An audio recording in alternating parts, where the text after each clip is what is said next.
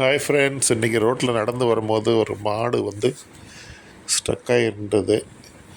அது கயிறு வந்து மாட்டிக்கிட்டு அதால் கொஞ்சம் கூட அசைய முடியல.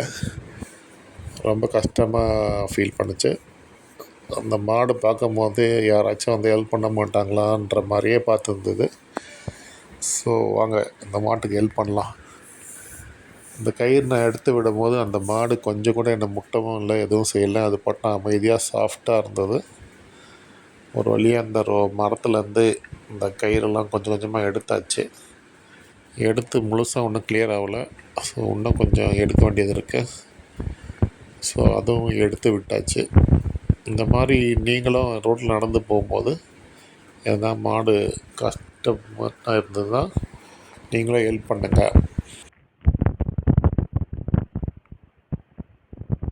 Okay, go. Enjoy your day.